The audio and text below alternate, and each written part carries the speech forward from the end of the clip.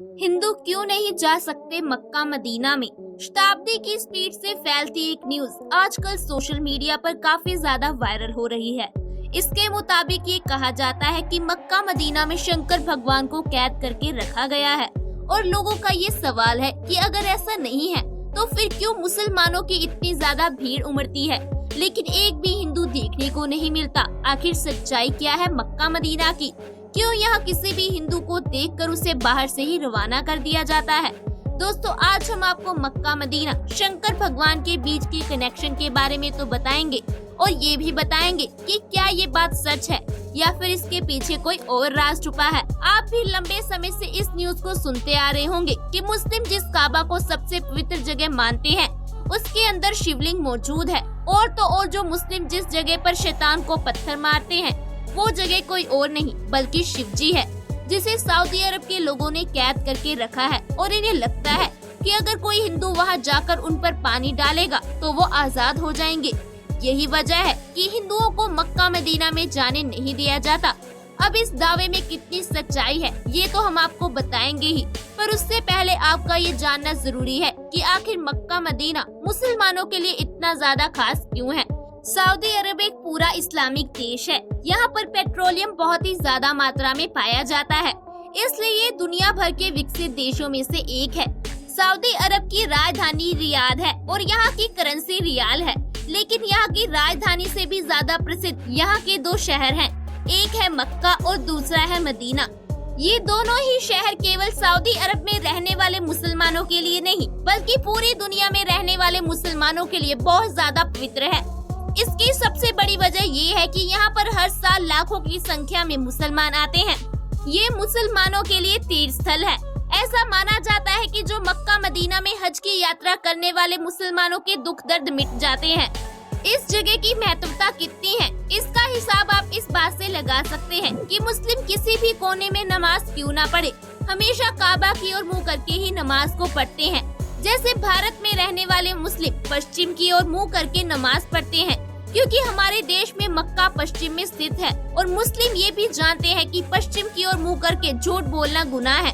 दोस्तों, जब लोग हज की यात्रा करने के लिए जाते हैं तो काबा के चारों ओर चक्कर लगाते हैं, इसे तवाफ कहा जाता है। साथ ही वो मदीना की जियारत करने जाते हैं।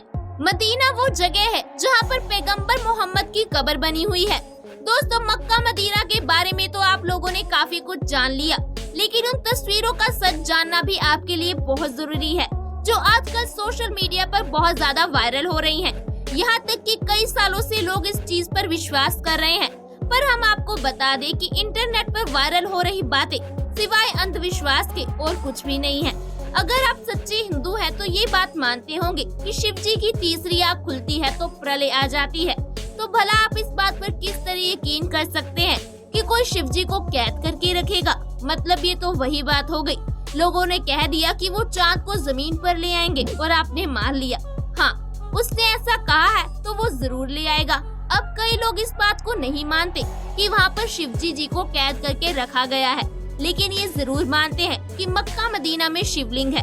तो हम इस बात पर भी पुष्टि कर दें, ऐसा कुछ भी नहीं है। असल में मुसलमान जब हज यात्रा के लिए जाते हैं तो मक्का के पास स्थित एक इमारत में शैतान को पत्थर मारने की रस्म के साथ ही हज की यात्रा पूरी मानी जाती है। हालांकि शैतान को पत्थर मारने की रस्म पूरे 3 दिन की होती है, लेकिन ईद अल आधा यानी कि बकरीद के पर्व पर इस रस्म की शुरुआत होने के कारण सभी हज यात्री इस मौके पर ही शैतान को पत्थर मारने की रस्म पूरी करने की हसरत रखते हैं। हज की यात्रा पर आए लोग 3 दिन यहाँ मौजूद इन 3 बड़े खम्भों को शैतान समझकर इनके ऊपर पत्थर मारते हैं और इस रस्म को करने के साथ ही हज की यात्रा पूरी हो जाती है। अब कई सारे हिंदुओं का यही कहना है कि यही खम्भे शिवलिंग है, इनके नीचे शिवलिंग स्थापित किए गए हैं। तो दोस्तों, इस बात का सच कुछ और ही है।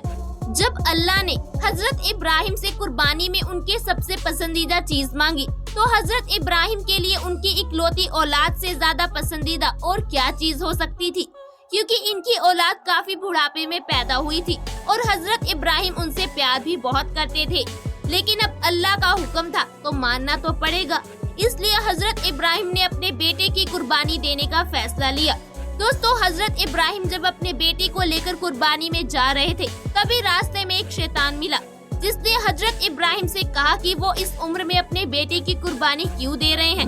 अब तो उनका बेटा होना भी बहुत ही मुश्किल है, ऊपर से ये बेटा इतने सालों के बाद बुढ़ापे में पैदा हुआ, जो बुढ़ापे का सहारा बनेगा। अल्लाह के कहने पर हजरत इब्राहिम कैसे अपने जिगर के टुकड़े को कुर्बान कर सकते हैं। अब ये शैतान की बातें सुनकर इब्राहिम सोच में पड़ गए और फिर इनका कुर्बानी देने का इरादा भी डगमगाने लगा। लेकिन फिर उनको ख्याल आया, नहीं, ये चीज गलत है, अल्लाह की फरमाइश सबसे पहले है। और तब हजरत इब्राहिम कुर्बानी देने के लिए चले गए।